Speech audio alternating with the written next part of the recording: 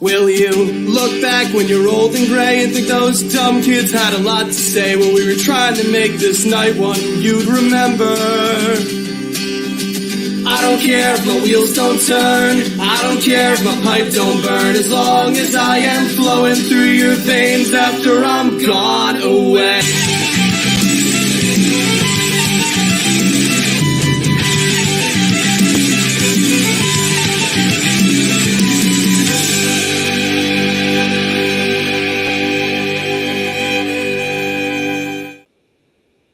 It's Thursday night, and you know what that means. And it is technically, and I've not told you this, I've not told anyone else, but technically next week is our year anniversary. So this is technically the season finale. So we've got great, it's great, but we've got a great lineup tonight. So I'm going to get straight into it because it's just going to be an epic show, really. So first, you've seen him before.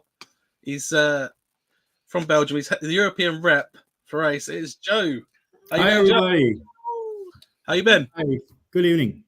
And congrats on your almost 1 year anniversary, buddy. Oh, thank you. Thank you. It's been a while since we last had you on, though. I apologize about that. You know, and I'm looking forward to the episode of today. So it should be really good, yeah. Next, we've got, he's from the YouTube team for ACE. It is Luke Reynolds, and he's currently in Spain. So that's worked out all right time-wise. How you doing, Luke? Good. How are you doing? Yeah, I'm really good. Thank you for coming on today. I really appreciate it. Excited to be here. And next, we've got, he is on the social media team for ACE. We've got Doug Perry. How you doing, Doug? Hi, great. Happy anniversary to you guys. Oh, thank you. Thank you. And next, we've got his twin brother. He's the communications director for ACE. It is Derek Perry. How you doing, Derek? Fantastic. Happy anniversary. Almost anniversary. Thank you for having us. We're so excited to be here today. Oh, no, thank you for coming on. And last but not least, maybe the most important person in the room, we've got ACE president, Elizabeth Ringus. How you doing? I'm good. How are y'all? I'm so happy to be good, here. Yeah. So I've had Joe on the show before. Just going to put these feeds in the right place. I've had Joe on the show before, but I just I think I'll probably start with Derek because he's in the top corner there. Do you have a story about not just your first theme park or roller coaster memory, but also your first memory of when the flame or the passion of theme parks you really took hold?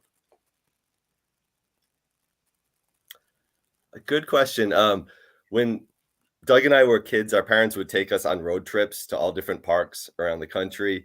And but at the beginning of that, I remember we were on one trip and we were at King's Dominion, and it was the start of the trip. And Doug and I were too scared to go on Racer 75, the racing coaster. No, we wouldn't go on the big coasters. And then our parents were like, well, if you're not going to go on the roller coasters on this trip, we can just go to museums for the rest of the trip. And they were like, oh, no, we can't do that. We'll have 4 roller coasters. The boredom of the museums at that time was like, okay, well, we're going to ride the coaster. So that, I think, really kind of got us, once we got on Loch Ness Monster at Busch Gardens and Big Bad Wolf, like we were hooked. And then from there, it was history. Oh, wow. Would you say that's when you've got the passion for theme parks as well? Have you got a slightly different story, Doug? Yeah, it's basically the same story. When we were really young, my first memories really were going to Walt Disney World when we were like three years old. And then there was a local amusement park here where we grew up in Rhode Island called Rocky Point that was 100 years old but isn't around anymore. But so, and then we visited our parents and relatives in Missouri, so we'd go to Six Flags over there. So that was like where my first memories started. But yeah, like he said, it really kicked in the enthusiastic bug on that trip when we went to like Six Flags Great Adventure and King's Dominion and Busch Gardens and Hershey Park maybe on that trip too. But yeah. Oh, Hershey Park. Sorry. Yay. So I'll ask Elizabeth the same question. When did the spark start for you? So I always had a bug for coasters. It was every summer. My school system did a promotion that if you were present every day of school, had perfect attendance the whole year, you got a free ticket to go to Carowinds. And I tell you, I never missed a day of school. That bug was in me that I wanted my yearly visit to Carowinds, but it really set in when I was about 13. I finally got up the nerve to ride Carolina Cyclones. So I rode my first inverted coaster. It took me many years to get around to get that nerve up. It was intimidating to me. And once I rode that, I was all in. I was that once a year trip to Carowinds. I would ride from opening to closing, and my poor friends would be sitting on the bench with my parents. My parents don't ride. And so they had sat on the bench all day. And then my friends had joined them because I had burned them out. And I thought, there's just really something wrong with me. What is going on here that my friends won't ride with me at the end of the night? But I realized I was different. And I accept my difference now. And I'm really glad I found Ace so that my friends are not sitting on the bench at the end of the night. They're still riding with me. Oh, that's amazing. Were many students had perfect attendance by the end of the year? No, there weren't many at all. There was only a handful of us.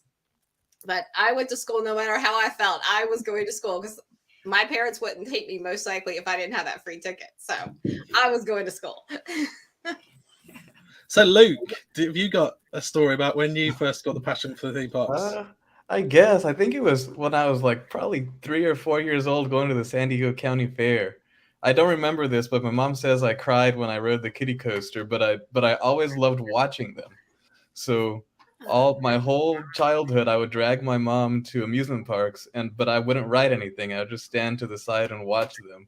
And she was much nicer than I guess Doug and Derek's parents. She did not force me to ride them. I think she did get annoyed though. Eventually I did start. I think my first memory of actually riding them and really enjoying them was at a Six Flags Magic Mountain.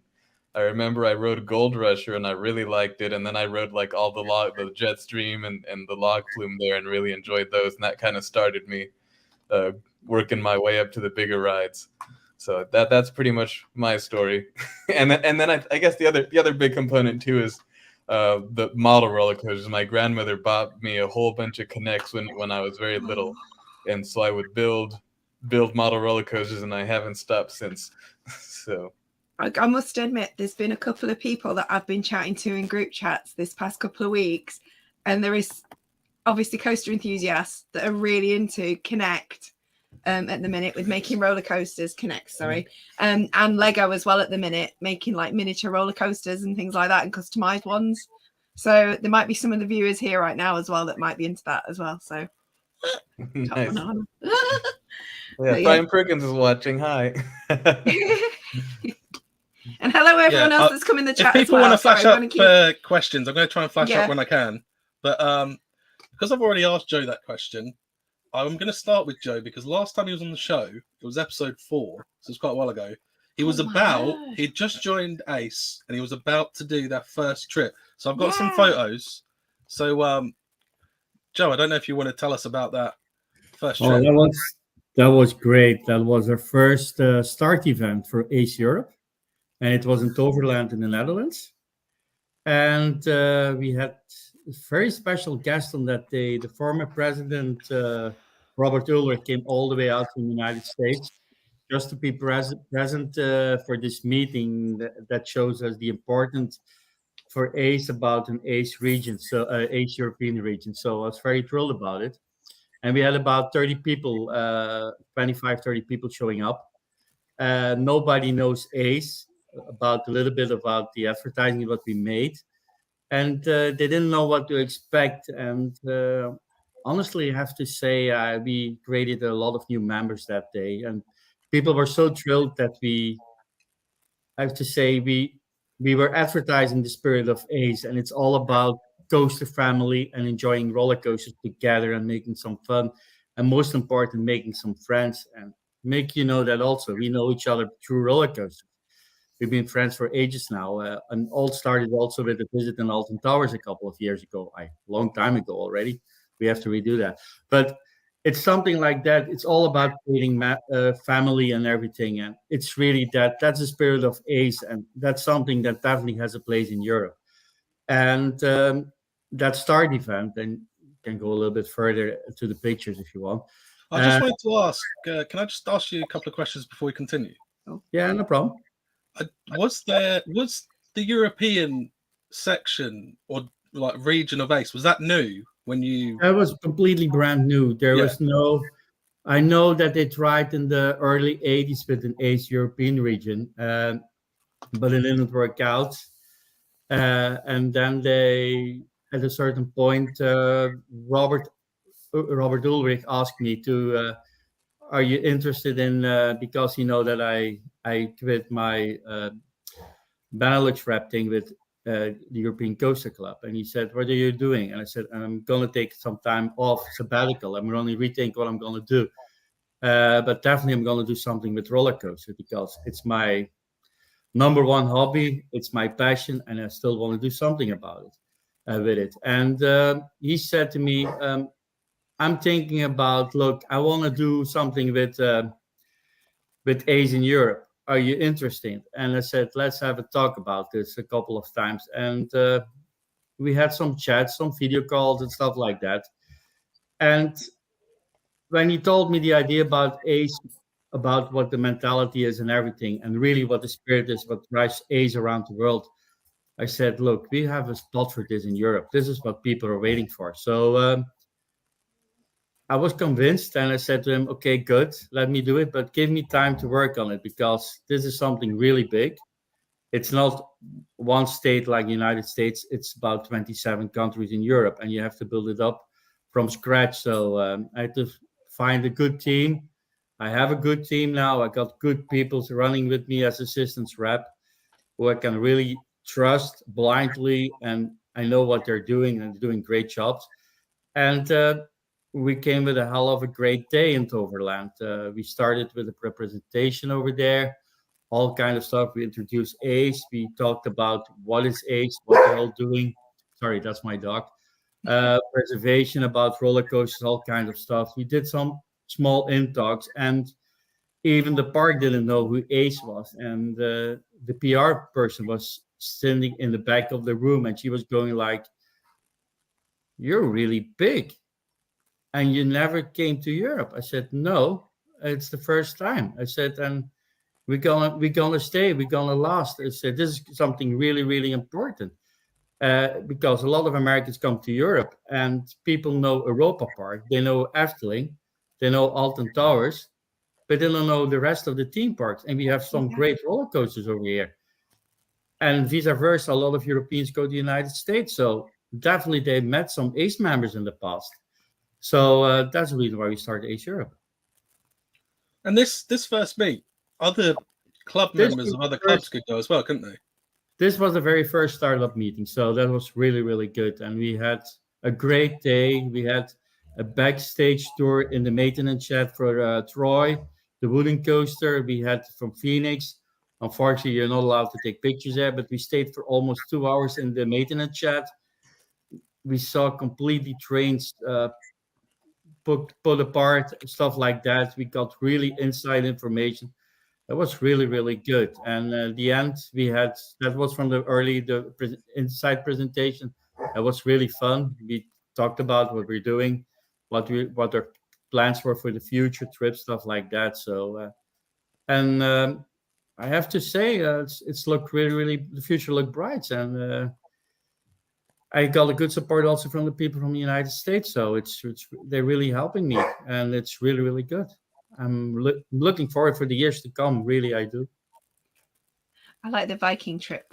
Yeah, just for anyone watching, unfortunately, yesterday was the cutoff point for signing up for that trip. Yeah, but you still can apply till Sunday. We keep it open till Sunday. So okay, we have to put a deadline out, but we keep it till Sunday open. So after this podcast live thing, and also the podcast of Ace is coming up, we will still keep people apply for it till Sunday. So there is a deadline, but it's otherwise, if you don't put a deadline out, people will apply till 1 week before the trip, and you can't do that with this kind of trips. But this will be a wonderful trip. We've got already 55 people who will be on the trip already. So it's really, really good. That's really good to have so many people come together, isn't it? I love that feel of togetherness. And next year we're gonna visit the UK, so we were looking for a week trip in the UK, so into summer. Summerfest UK trip. It's Summerfest, yeah. It's just there, look. Yeah. Oh, you're in for a treat. Don't oversell it. They're going to come up with that one go. I don't know if that's being sarcastic or actually positive. I'm not sure, but yeah. I've just seen a couple of like the things on the chat as well. Forgive me if my throat's just terrible today. The one from Sven, I want to say Lecamere. I don't want to butcher that. But obviously we'll probably look at that one another time. Obviously there's some people here saying everybody needs to go to Energylandia in Poland. So anyone in the chat can just say if they've been to it or not been to it before as well. You can all interact with each other or just get your questions out. So yeah, sorry. It's a big year this year. It's the ACE 45th anniversary. I think Derek may know the most about it. Do you want to explain what about CoasterCon and where it's going this year?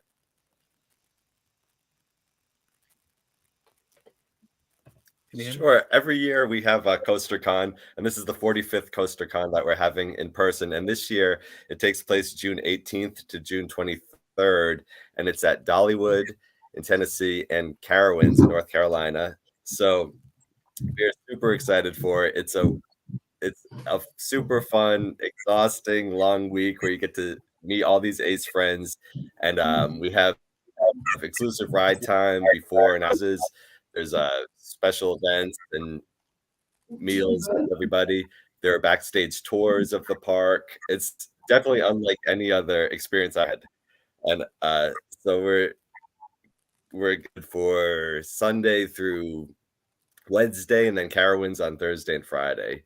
And it's like if you love roller coasters, like con is the event to go to. I feel every year. I don't know, Elizabeth, do you agree with that?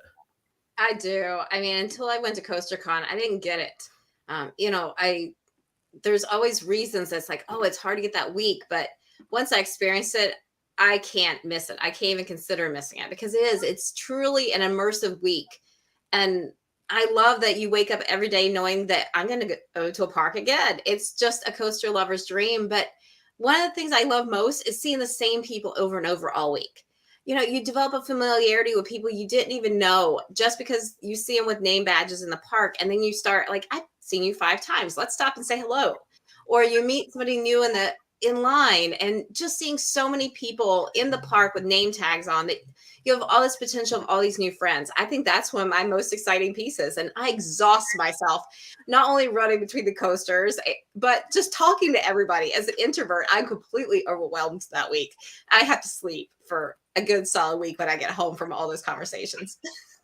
I can totally relate to that. Would you say it's like, only because it's happened recently, would you say it's like the Super Bowl of the year for coaster enthusiasts over there? It is, but it happens for 6 days in a row. That's amazing. I love that sort of stuff. Anyway, and I like how Elizabeth is always like, if you run into Elizabeth, like, let's walk and talk to a roller coaster. I am that person that always has the group moving along. Like, hey, I really want to socialize, but let's socialize in the queue line. Let's go stand in line for a ride and talk in the queue so that we can also ride at the end of our conversation. Yeah, that's very important. You don't want to miss anything. Oh. So I'll ask Elizabeth, since she's the president. I don't know if for people at home, especially on this side of the pond, that don't know, do you want to explain how to join ACE? Ridewithace.com. It's got it all there for you. It outlines it all. It's a simple process. It'll take you less than 5 minutes to become an ACE member. And the great thing is that we welcome everybody. And that's one of the things I feel like has stood out for me in ACE is that I just get to be me. It doesn't matter where we came from or what we do for a career. We're there to just have fun together. And so truly, it's just take 5 minutes and become an ACE member and check us out for the year. So for your membership, you get to enjoy our Discord server. And talking about me and queue lines, I'm driving you to the queue line. I say that our Discord server is you can have 24/7 queue line conversation. If you want to talk coasters, there's always somebody there to talk with. And so enjoy our Discord server, Roller Coaster Magazine, our news publications, our podcast a lot of times has member exclusive benefits. And so you get all that with your membership. Plus you get the member rate at any events like CoasterCon. So quick and easy, ridewithace.com/join, and you can find out everything there to choose the right membership for you. I can't help but think with CoasterCon as well, like Do you always get like people like top to toe with like theme park merchandise, like everything, like to the key ring, to the bag, to the hats and the drink cups? Definitely. And I always love the variety. You look at somebody and they're wearing a Six Flags t-shirt and they have on Cedar Fair shorts and they got a backpack from SeaWorld. It's just this eclectic, where all have you been merchandise. And it's always fun to see everybody's shirts too. You know, lots of people will pull out shirts from parks past, older roller coasters. I feel like it's a time of year that people really crack out their fun coaster gear. So that's a good point. I love defunct shirts and shirts from their childhood. It's just so fun to see everybody's memories come to life during CoasterCon. It's such a great conversation starter, isn't it, as well? Not only just like the name badge and saying I've seen you 5 times, it's like, you like that roller coaster? That's cool. And then like talk about the facts about it and stuff. So, but yeah, exactly. I was just curious because I just thought, I don't know why I thought like a Comic-Con. And I was like, wait, CoasterCon. And then I just imagined people fully clothed, like in every to the detail. But yes. Yeah, very cool. And what are the highlights of CoasterCon? We should incorporate like theme days.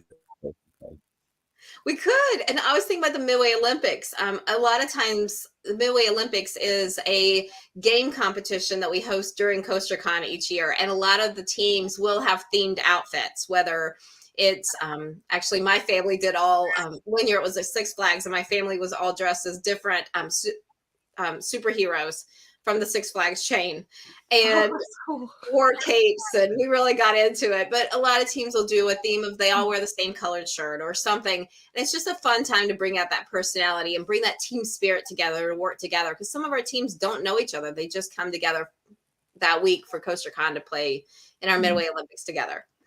Oh, that's so fun. I'm just like, oh, I want to come and join. We can join. We can be yes, a member. Please. Yeah, and I will add, I think I like the comparison to Comic-Con, but I will say it's so much better because, like in Comic-Con, you go and there's all these famous people and there's a line of hundreds of people to see them. But at CoasterCon, there'll be park presidents, there'll be like all these very well-known figures in the community, and they're just there. Yeah. And you're very well likely to have a big conversation with them, and it's just you and them in a small group. And so that's another pretty cool thing that happens at pretty much almost every ACE event. Oh, and they don't charge you for a signature either when you get like Comic-Con. Nope. You're like standing in line with this. They might auction off items at the end of the event, but no. I don't know who to. I've got a question just because he's mentioned like theme park presidents and things like that. Mm-hmm. Not necessarily a theme park president, and I don't know how to word this, but the UK viewers will know what I mean. We've got someone who's sort of kind of legendary in this country he's designed roller coasters around the world. There's a guy called John Wardley he's like the big celebrity. I just wondered if there's one person like a roller coaster designer or anything in the States who's like your version of John Wardley. I think there is. No. Man, and now Alan Schilke, I would say, is the John Wardley of the US. He's the guy who designed X. Yeah. He designed a lot of the RMCs, and who knows what else. I'm blanking out right now, but. Speaking of CoasterCon, he was Tennessee Tornado at Dollywood.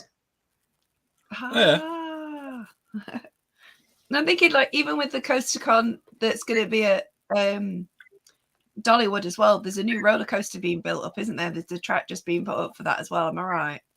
Bear Mountain. Oh, I can't remember what it was. Bear Mountain? No, I think that was I'm getting it wrong now. No, maybe not. Maybe I got that wrong. But I was just like, oh, actually, there's a new one coming up, but I can't remember the name of it off the top of my head. Big Bear Mountain is coming to Dollywood, and Ace just did a backstage tour of it this week. So you can check out construction pictures on our social media sites. Do you get to keep, because I know you do like the hard hat tours and stuff, do you get to keep the hard hat with the ride logo on, or do you have to give it back? No, they always take them back away from us. But sometimes they show up as an auction item after the ride opens at an ACE event. So I've not spoken to Doug much yet. Do you want to tell us a bit about what it's like helping out on the social media? It must be quite a lot of work.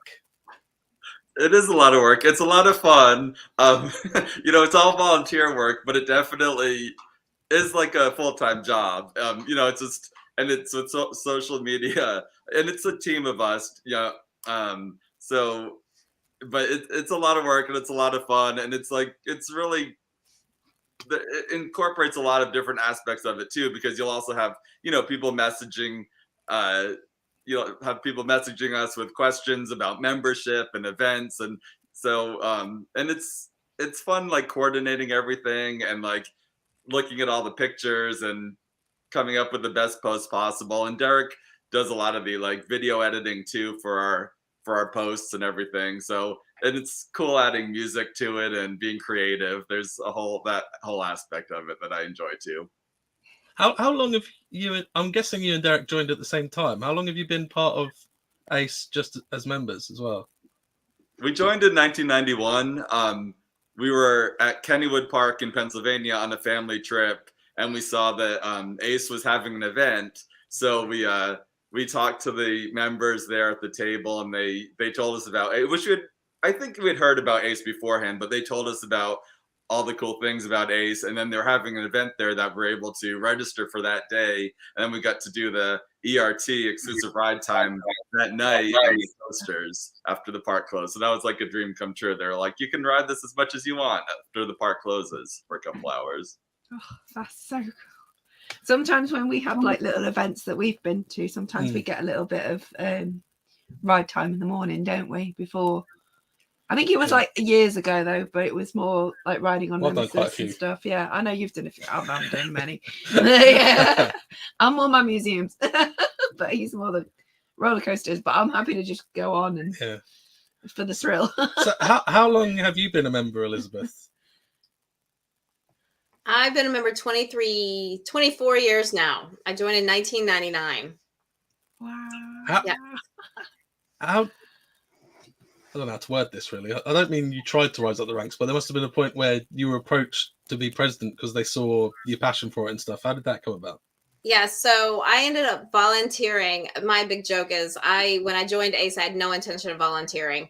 I was going to be the quiet member, just enjoyed a few events. I actually joined because at that time, Kings Island offered us a walk back for the first ride of the day on the Beast, and we lived in Ohio at the time. And I really just joined, and that was my only intention, was I was going to ride the Beast every day, first thing in the morning. But I moved to Virginia, and it wasn't an active region. And I realized I really missed my ACE family, that it had become such a part of our lives that I wanted my friends. And I had made so many friends on that Beast walk back because I really did do that a lot. We lived 3 miles from the park. So hopped up there, rode the Beast, left, went home. And so I became the regional rep like Joe is for Europe. I was the regional rep for the Mid-Atlantic region. So part of the East Coast of the United States. Really got up and running, built some great relationships with the parks and had a great time. I was approached to become the communications director when Tim Baldwin, our previous one, decided his time had come to an end and he was ready to move on to other volunteer roles, and accepted the position and joined the executive committee 5 years ago now. When Robert Orrick became president, he nominated me and I got to serve as communications director. Loved what I got to do there, but felt like I didn't get to finish getting my agenda done. So I'm really happy to have Derek. He's jumped right into a lot of what we developed, but the pandemic definitely put some of our plans on hold that I really wanted to achieve during my 4 years. So my time as communications director was wrapping up, and it was time for Robert to step down and become past president, because we do have term limits. Someone can only run for re-election once and serve for a total of 4 years. So Robert couldn't run again. And a few of my colleagues encouraged me to go for it. And I talked to my family extensively to make sure that they were all on board with me doing it. And here I am, decided it was the path that was the right time for me to take my turn as president of ACE. And really, I had been in leadership, so it's been really fun to pull out my skills again and really work on leadership development and making sure everybody has the tools they need to make the ACE the best it can be for the next 45 years. How many regions are there? There are 22 regions. Jeez. It'd take a long drive. I know, I was just thinking about organising it. You're like, oh, crikey. That's a lot. And I'll ask this. Carry on. You can carry on. We have a great leadership structure, and that's what's amazing is that we have a region director who works with all the regions and is very connected with her, and she's the one that's really boots on the ground with the reps every day, being their support, and then I'm here to support her when she needs help. Mm-hmm. Oh, that's amazing. And I'll ask amazing. Luke the same question. How long have you been a member? So technically I was a member for like a year in like the late 90s, but then like continuously since probably 2016, I want to say. Then around that time is when I met Elizabeth Ringus, because she was back when she was the communications director, and that's how I kind of got looped in on the whole YouTube thing and everything. Has it changed so much since she became the president? Since she became the president, I mean, I feel like the changes she implemented as communications director are continuing. I will say, like when that year in the 90s that I was a part of it, it was a much different organization. I would say I was the youngest person at the event by far, and I think a lot of her efforts, especially like utilizing all these different social media, Instagram and everything, and appealing to the kids who are actually really into this stuff and providing an outlet for them has drastically increased the amount of families and young people that are part of ACE, which is really cool to see that change. So when they say like that there's a place for everybody in ACE, I feel like that might have not been the case 20 years ago. But literally now you go to one of these events and you see every kind of person you can imagine. So yeah, I'd say that's the biggest change I've seen is part of ACE in the last 5 years. And we've already know roughly how long Joe's been a member, but I just thought I'd ask Joe, just out of the blue, what's out of all of European parks, what would you say is the biggest hidden gem of a theme park in Europe? Sorry, repeat that one. I didn't understand it quite well. Out of all the parks in Europe that you've been to, which one would you say was like the hidden gem that not many people know about but is fantastic? The hidden gem. Honestly, I would go for Tripsdrill. Yeah? A lot of what's making you say that? It's in the middle of the vineyards in Germany.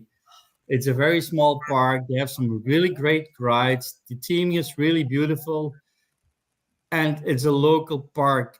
And what they have there standing for roller coasters is something unique. And a lot of people just passing by over there, it's because it's right in the middle of nowhere.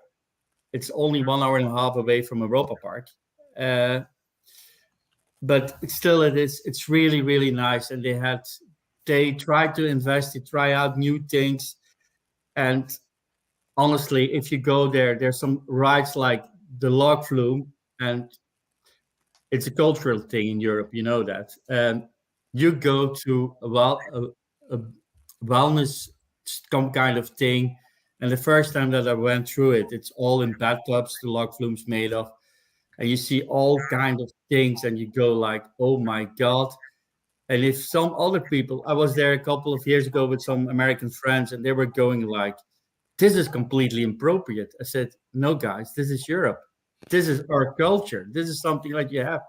But it's a really family park, and seeing stuff like that, it's really, really, it's something that's really make it so special. And also they have a Gaslower Woody standing there. I never seen a Gaslower before making a wooden coaster. That's also the one where the guy went on rollerblades all around on the roller coaster 2 times.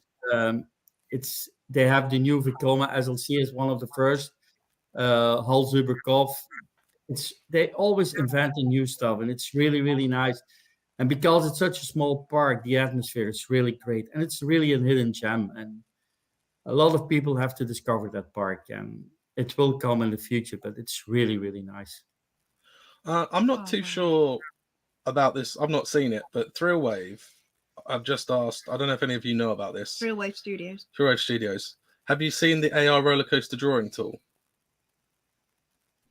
I've seen it. It looks pretty cool.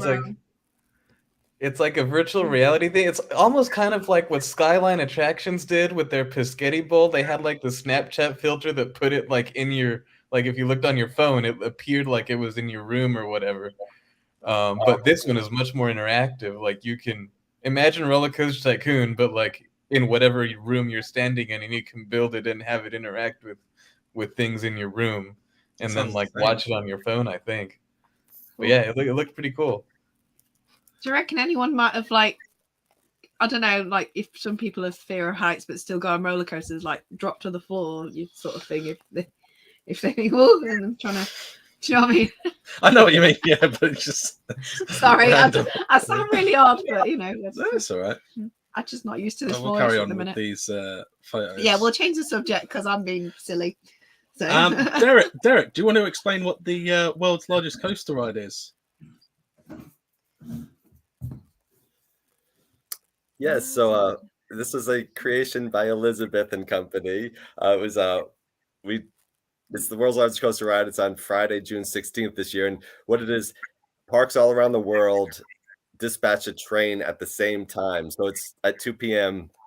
in the United States on the East Coast. But last year we had Six Flags parks do it, and Coney Island and all different parks around the country. And so a bunch of ACE members and ACE member friends went to these parks, and it was a cool media event. So it wasn't just for ACE, it was also the parks, and we got to work together on it. And it was just like a cool celebration of celebrating the anniversary of the LaMarcus Thompson Switchback Railway back in New York in the day. And so a bunch of us, I participated over at Six Flags Magic Mountain, so I got to see other ACE members in the region and then meet some future ACE members, and we all got on Revolution, their coaster, and so they counted us down, and everyone did the countdown, and it was cool knowing that there are people all over the country and world doing the same thing at the same time. So they dispatched it, and we had a great ride. It was the world's largest coaster ride all at the same time, and we're going to be doing it again this year. Oh, that'd be amazing. I'm just so excited. Why can't we do stuff like this here? I think, like, so if I'm right, I'm sure I saw it on the ACE website, you actually list which parks are taking part in the event as well. We do. We promote the parks that are involved. Yeah, so there's a list of parks that participated last year. Yes, and we're already recruiting parks for this year. Sorry, there's a delay on mine. If a park wants to participate, they can already sign up this year and RSVP to let us know. And then we offer them, if they want to invite ACE riders or the general public, anyone they want to fill the train with, we help them with tools and marketing and a sample press release if they want to market it to the media and get people out to talk about the fun of roller coasters and what it brings and the memories it makes. It's what it's about, isn't it? Memories. A couple of questions have come up. So friends asking about relationships with the local clubs. So like, do you have like a club for like, I don't know, like Six Flags or something, and they network and communicate that way sort of thing, probably, and join up and say, come along. Yeah, I feel a lot of the local different clubs that have started have been working with ACE, sometimes on different events. This past weekend, the Melanin Coaster Network, they came to California and did an event at Six Flags, and they brought in a lot of ACE members, and then so we all got to network, and then we moved on to Las Vegas the next day, and we went to the Meow Wolf there.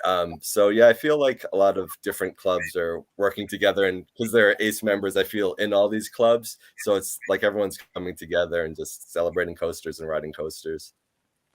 And also, I've got another question. What I would do, I'll ask Derek first, and then I'll go through all of you. But Derek, how do you maintain your coaster creds? Do you count coasters? I do.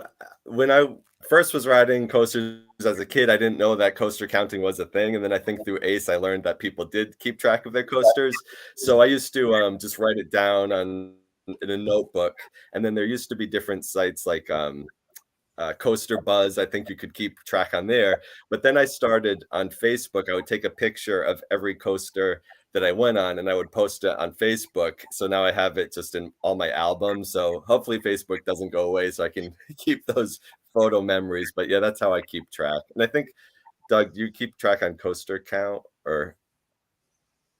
Yeah, well, actually, and I stopped counting for a while. But then when I started counting again, I just kind of based it.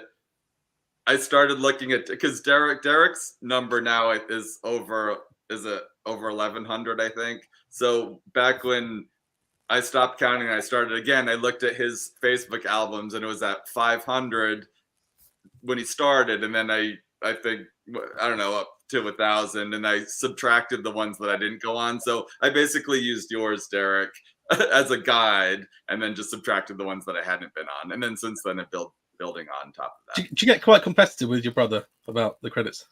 Competitive? Yeah. No, maybe.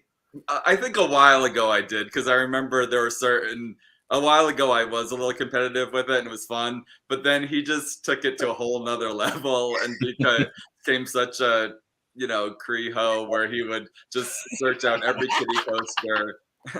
and I also got to the point where I was more about, the experiences. If I went to a park and I knew that there was a coaster that had a similar model that I'd been on or something that I didn't like, I wasn't gonna get on it if I didn't have to. I was gonna ride the coaster that I really liked more than once. So I was more focused on that, the experience, than the actual counting. What's your number at the moment, Doug? I think it's a 1,050, maybe around there. I'd have to check, but it's about 100 less than his. Thought you're going to go a higher number, then go, actually, It's one more. it's I don't know. right at the top. I don't know if that will ever happen. He's so good at it, and he's always the one planning everything. So I think he'll keep planning it so that he keeps that. So we either keep on track or he's in the first place for us too. Oh. He'll check when Doug's busy and go, "We have to do the trip that day." Sorry, Doug. Elizabeth, have you got a coaster count? I do. I coaster count, and I love my coaster count, but for me, it's more like a diary, so that I can remember the trips and who I was with, and like Derek, I also Creho. So it's like the story of the crazy adventure that we took to get the one credit, that we drove 3 hours out of our way, and the crazy things I do. Because my family has a joke that whenever I go, I have an idea, they're like, oh no, here it comes. We're going to be driving for hours to ride some kiddie coaster. But I keep a Excel spreadsheet, actually, or a Google Doc, so that I always have access to it in the park, so I can get it on my phone. Oh, that's a cool idea. That worked well for us. And I'm the maintainer of the whole family's coaster count, which has gone awry because I'm not always detail oriented, and I miss somebody's credit, or we're driving home and I go, oh, sorry, that was your 200th. Sorry. We have actually turned around and gone back and taken a picture from a coaster because I didn't realize it was their milestone ride. And we've done a lot of crazy stuff. But the Excel spreadsheet has worked really well because everybody in the family has their own tab, so that I can keep track of it. Because we're not always in the same order. We're not always together. It has just been something that we've always kept and can always look back, and it lets us make notes too, so that I can remember what trip it was part of or what the crazy story around that adventure was. Or was you dressed like a superhero when you've been on it? What's your coaster count at the moment? And also, can we organise somewhere that someone creates a T-shirt with Credho on it? That'd be funny to get that for me. I think that'd be a little funny to wear. Right. So I'm at 594. I've been stuck at 594 for quite a while. I'm down to the point where I need just one little coaster here and there. And so I'm having a hard time getting the 600. I hope to hit it this summer. I think I've got it plotted out. I can get there.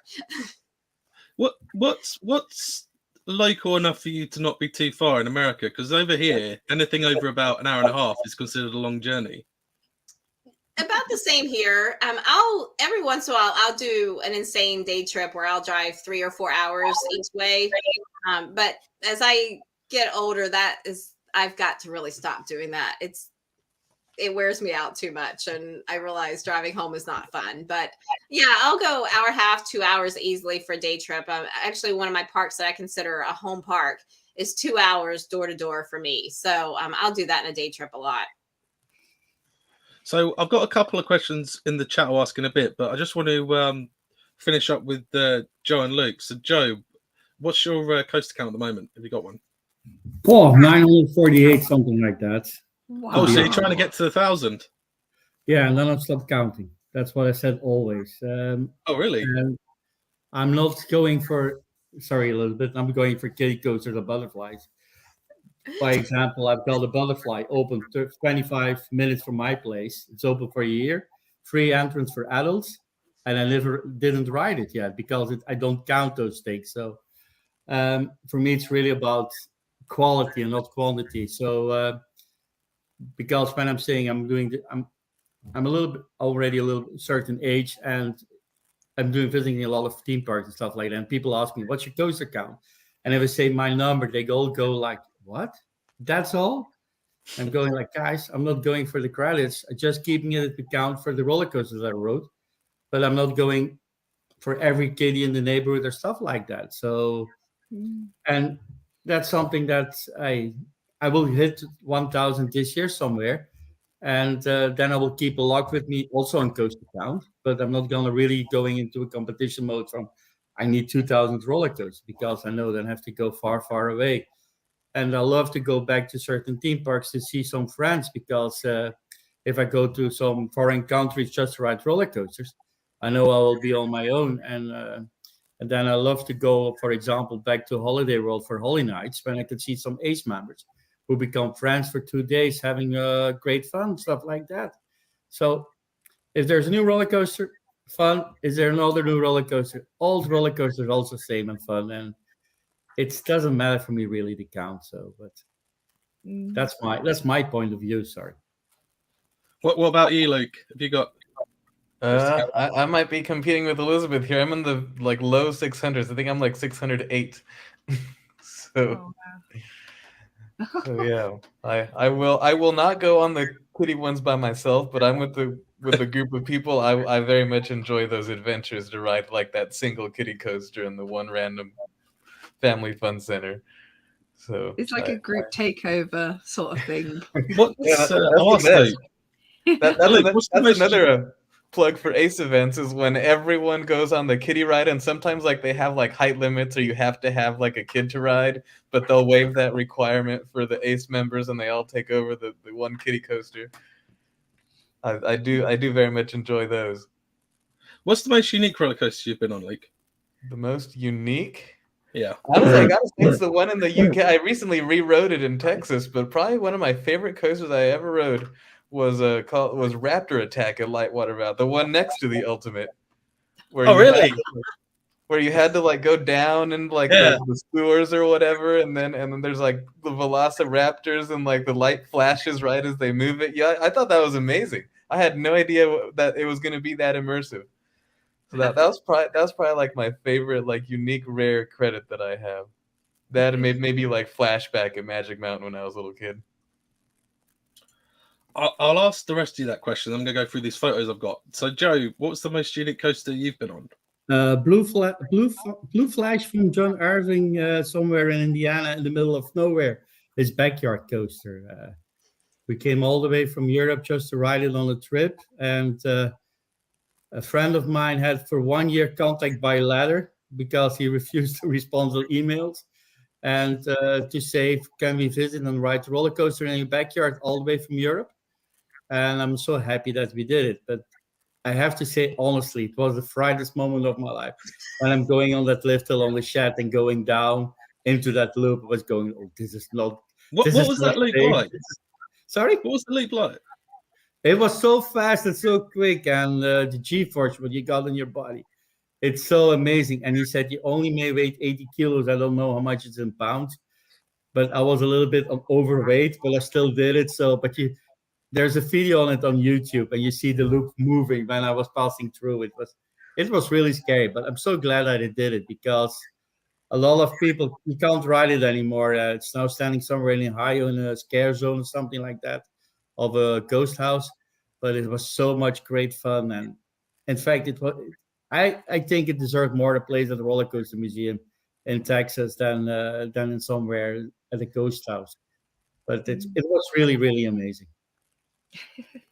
Doug, what's the most unique roller coaster you've been on? I think it was at Burning Man in 2016. There was a coaster. It was they built there was a little shuttle coaster, wooden coaster, one passenger, kind of a backyard thing, and so that was the most rare, I think. And at Burning Man, they burned it. It was there for a week, and at the end of the week, they burned it, and it was really hard to get onto even before that point. But Derek and I both got on that one.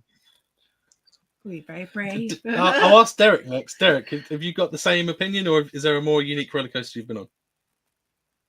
Yeah, I actually had forgotten. Excuse me, I had forgotten about that one. So I think that would be one of the most unique coasters. Also, in Massachusetts, at the Mass MoCA Museum of Contemporary Art, E.J. Hill has an exhibit there where you can actually ride a roller coaster. He worked with Skyline Attractions, and so you have to make reservations in advance, and only I think 7 people a day can ride the coaster. So that was cool to ride this little roller coaster inside a museum, and there was artwork all around. So, and it's like you're part of the art exhibit. There's kind of like you're going out on stage, and they tell you when they're pushing the car out, you're the performance. You're part of the art, and then the people come from around the museum and they watch it, and then the car comes to a stop, and then everyone starts applauding. And that was probably the most unique experience I've had lately. I think I didn't know about that beforehand, but it kind of feels like we've come full circle from the start of the show when you said you had the choice of museums or theme parks, and now they've kind of collaborated. Yeah. Now we can combine both of them, exactly. And Elizabeth, what's the most unique roller coaster you've been on? So my experiences are not that cool. The first one that comes to my mind that really stood out for me is the Wild Chipmunk at Lakemont Park in Colorado. That was a coaster I'd really never seen anything like. And so it really stands out for me. But also Leap the Dips. I mean, for me, I never thought I would ride a side friction coaster. For me, that one really stands out. First of all, because we did it in the heart of the pandemic. So that was an interesting journey because our family every summer visits a new amusement park that we've never been to before. And so we were not going to miss the COVID summer and not get our new park. And so our family trekked to Lakemont when they reopened and rode Leap the Dips. And that one also stands out because my kids didn't believe me when I told them what it was going to be like. And so that one will always really stand out in my mind of when they actually saw it and went, oh, that is what you described. Sometimes the best ones are like the most surprising ones, right? So yeah, totally. Yeah, there's a couple even I ride like quite regular now, but just the earliest memory way back in 1999 and getting surprised by certain rides, and I still go ride on them now, and it's still there, the memory, and I'm like, I really like that ride because I remember it with this memory. So yeah, it's good. Sorry. I'll ask Elizabeth, and unless anyone else wants to jump in, did you want to quickly mention the podcast? Oh yes, that's something we've really been having fun with. I love visiting other podcasts, but I always enjoy being on ours. That was something that we launched while I was communications director, and it has really taken off. We're on our second team of hosts and have an amazing team now. It drops weekly, so that there's always something new to listen to, whether you're on the car or in a workout. We've had some great episodes this summer, and we really enjoy getting to highlight what's unique about the industry, like our episode. I really enjoyed the Moving It Coaster episode that you have featured there because it just really, it's something that you don't always think about. Like, oh, you can move a roller coaster. It brings out that side of the things that we take for granted is obvious to us as coaster enthusiasts that other people might not think about. Where can we catch that? So it is on all the major podcast hosting platforms, and to get connected with it, the easiest way to go is ridewithace.com/podcast, and it will link you up with the most recent episode and get you on your favorite platform. Oh, I'm going to definitely hook up on that one and listen in on that one. I'm a very audio person. A couple of photos that Derek sent me of you on some roller coasters.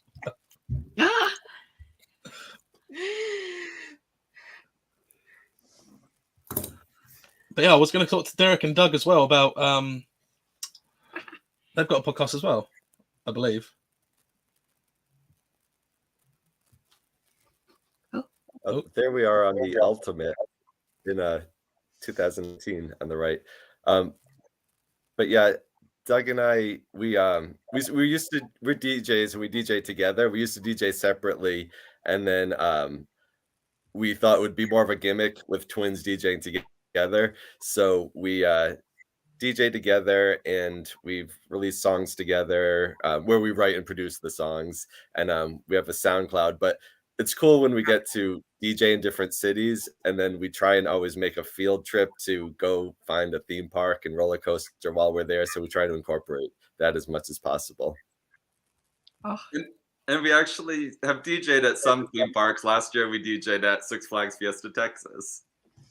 Oh, nice. Oh, that's amazing. And yeah, you're on the Ultimate in that photo on the right, aren't you? Yeah, that was we had always wanted to get to the UK and ride the roller coasters, and the Ultimate was definitely on the list. So it was spring 2019, and we made this road trip around. We went to Blackpool Pleasure Beach and Legoland and Alton Towers, and all the big parks, and some of the small parks. We hit some of the scenic railway coasters, and I'm happy that we were able to do it, because unfortunately the Ultimate isn't going to be around anymore. So it's the type of thing where Doug and I are always talking about, if we have an opportunity to ride a ride, go and ride it, even if it is a kiddie coaster like Elizabeth was talking about. We'll always go on that adventure, and you never know what else you'll find when you're traveling around. Yeah, it's still quite raw for us, because it's recently been torn down, and they kind of didn't do it in a respectful way from what I saw. It just really just taught. So yeah, it's still quite a lot of British enthusiasts are still quite raw about what they've done to that ride now. It's a shame. Yeah, it is a shame. Oh, on that trip also, we're huge. We're huge Rocky Horror Picture Show fans, and when we were in college, we used to get up with the Rocky Horror troops at the movie theater and reenact the movie. So when we saw that the castle was on the trip in the UK, we were like, oh well, we need to go check it out. And Dr. Frankenfurter's castle. So that was something cool to do, and I didn't realize it actually is a hotel. Oh, it's a hotel. Yep. But we don't live far from where Batman lives. What? In one of the park where we went. I was going to say we don't live. Well, we don't live too far away. To be fair, from that. we live near a village it's spelt Gotham, but it's pronounced Gotham. But yeah, so we kind of live near Gotham, I guess, as well. But yeah, there's one place where we've been on the Vintage Carnival to go visit, and You mean the house from the film? Yeah, okay. The house from the film was up there, and it's always advertised as Batman's house, and it's I keep saying Batman's castle, but it's not. It's a house, and then big house. I wanted to get at least a couple of photos of Luke in here. Do you want to describe the photo on the left, Luke? So on the left, that actually was at an ACE event at Six Flags Fiesta Texas. It was right before they redid the theming on Poltergeist. And so they let all the enthusiasts get in the track area and take pictures all over, and so that was a lot of fun. But yeah, I think that was my very first time at Six Flags Fiesta Texas, and that is, if you ever make it to the U.S., that's probably one of the best parks and best rum parks you could probably go to right now. So. And is that one of your big collection of Connects rides on the right? Yes, yeah. So the other one, I made a model of inspired by the old Aero hypercoaster. So in particular, the trains there themed to Magnum and Cedar Point, but I also did take inspiration from the big one at Blackpool Pleasure. Yeah, I was going to say that drop, the way it goes to the side. So that's probably my most famous coaster that people recognize me for. And so it was very large. I think the one funny story behind that one is I actually built that in my boyfriend's backyard. And he wasn't too happy at first because he's like, oh, it's too big. I had to dye every single one of those cross ties red. And the first batch I didn't do it right. So when it rained, the dye started dripping down. onto like the new like fake grass, and he was not happy. Oh, so the grass was the turf was stained after that. Yeah, so it didn't stain. It didn't stain, but we were worried it was going to stain. But it worked out. Nothing got stained, and I dyed the rest of the batches much better, and the roller coaster turned out to be very successful for on social media. So then my boyfriend changed his mind, and he was very happy with how it turned out in the end. You just say like, even the land's themed. It's all right. It's okay. It's meant to be that color. So as we start to wrap it up, we can mention anything else you want to mention, but before that, I'm just going to go through each of you one by one. Which is more important to you? I'll start with Derek. The theming or the thrill of the ride? The theming or the thrill? Good question. I think I don't know. I guess it totally depends on the ride. One of my favorite rides that combine both of them, it's Wicker Man at Alton Towers. The ride is thrilling. It's not the most thrilling wooden coaster, but I think it's an awesome ride. But then getting into it, the pre-show and everything, and then I think it puts the coaster right up there, in my top 5 with the combination of theming and thrills. Yeah. Which would you say you prefer though, or is more important, the theming or the thrill of the ride? If I had to choose, oh my gosh, I don't know. Maybe theming. I don't know. Maybe theming. I'd have to go with theming myself. Yeah. I think I love you a said good- I the love a good pre-show theme and everything. experience. It's more the theming, isn't it?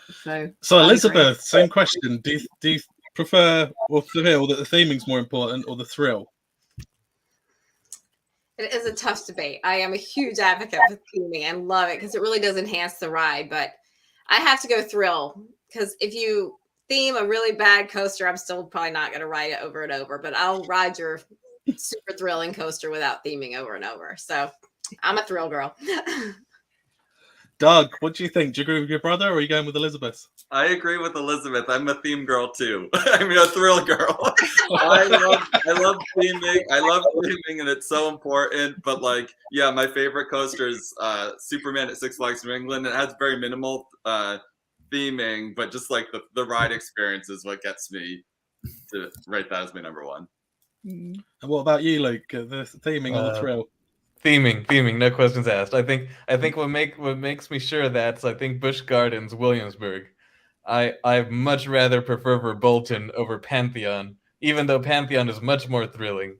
But I'll ride Verbolten over and over again because of the theming. So that means Joe's got the deciding vote here. Is it theming or thrill? It's all down to you, Joe. No pressure. The thing is, really, it's over here in Europe, a lot of roller coasters are themed. So if you go with Americans into theme parks in Europe, they all go surprised about how we themed on the roller coasters. But I go, sorry to say, guys, but I go for the thrills also. We have a lot of themed roller coasters over here. You don't see them too much in the United States, but for me, I really like a thrill because that's when you feel the adrenaline rush comes in. And that's why you ride roller coasters. This is for me something like a stress relief thing, going on roller coasters. It's really strange. So thrill, definitely. And if the best thrill you ever experienced is for me, the voyage on Holy Nights without the trim brakes. That's the most thrilling ride ever. You hear the wood snap during ride time. It's crazy. It's really crazy. That's only worth going all the way to Holiday World, for the Holy Nights. It's really, really thrill, and it's really love it. So for everybody over here in Europe, go there. And it's only one weekend. If you're an Ace member, you're allowed to go, but go definitely, and then you know really what the thrill roller coaster is. It's really fun.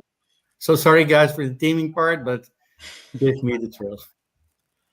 So I'll put links for a lot of the stuff we've talked about in the description before the show, but I will add to that after the show's gone off air. But I'll start with Derek. Is there anything else you want to advertise or mention before we wrap it up? Just thanks for everybody for supporting Ace, obviously, and ridewithace.com and the link tree, which you'll have down there. You can hit all the social media platforms there. Doug and the team and Luke, they do an awesome job. Luke has a new YouTube video that's just dropped today. Yo is going to be on the podcast that's coming out this week. And I saw a comment in there that someone mentioned that the podcast is good. So we appreciate you listening. If you have any ideas for the podcast, please let us know too. Our contact information is on ridewithace.com. I just want to briefly mention that I saw the comment about the discos, if we consider that a credit. And that's so funny because I have a friend, Jackie Edwards, who is in San Diego. She's the rep for Southern California and the Pacific Southwest. And she counts powered coasters and I don't. But I was looking at that's kind of a powered shuttle coaster. You should count it. So now she goes and she's powered coasters, but she's a little embarrassed by it.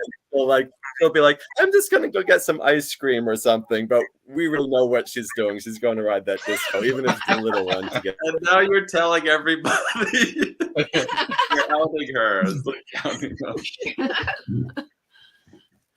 Is there anything you want to mention, Elizabeth, before we wrap out? Well, I'll say to thrill wave. When you look at our coaster counts, they are insane. Because I remember when I was at like 50 coasters. It feels like yesterday. I mean, I never thought when I talked to ACE members and heard numbers and the 500s and the thousands, I thought there is no way I would ever have ridden that many coasters. And then I look back and I'm like, wow, it's 20 years later. And look at this, I have. It's like you go to CoasterCon and then you do another trip and then you're like, oh, I want more. And all of a sudden you've ridden almost 600 roller coasters. It's insane. But it just happens. I really thought as a new enthusiast, I would never ride that many. I thought, oh, I'll probably ride 100 in my life. It's just been a very cool journey. And that's why I say stick with the journey and just keep having fun. Make those adventures and those, I have a crazy idea moments and take off and do something wild and make fun memories. Definitely. 100% agree with you on that one. It's all for that, isn't it? Doug, is there anything you want to mention? I just love it.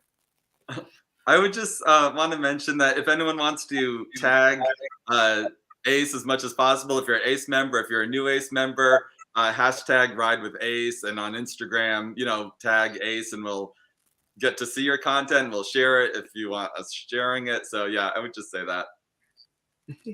How about you, Luke? Is there anything? Because you've got YouTube with some creations on, haven't you?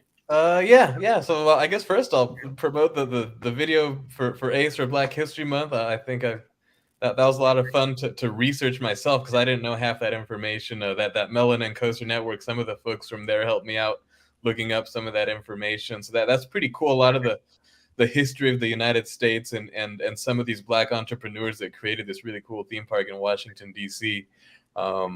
On the personal front, I love to build model roller coasters out of Connects. I actually recently did a finished one while I was still in the United States, and I'm very excited for it. It's an old Aero suspended coaster that we kind of revolutionized in model form. So I'm very excited to have those videos start to come out here soon. Oh, that's amazing! I know a couple of people that really like the Connects, so I'm like shout out. I'll put the link if you're watching this on catch up. The link will be in the description by then. So the link. Joe, what do you want to mention before we wrap up? I just want to show something, and it's really, really important. That's this. That's our magazine, and it's really, really good. It's one of the best coaster magazines.